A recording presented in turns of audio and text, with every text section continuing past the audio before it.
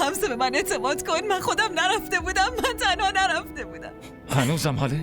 هنوزم بهت اعتماد کنم؟ آره هنوزم همسه، چون ایشون همه این نقشه رو کشیده.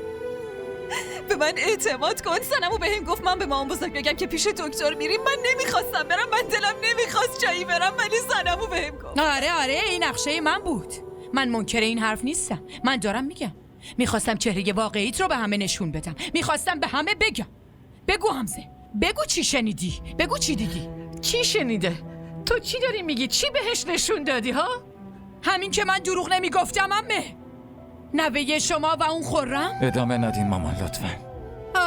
آره تو مثل همیشه دروغ میگی شهناز. تو هنوزم دروغ میگی. من نه حرف تو رو قبول دارم و نه حرف پسر تو.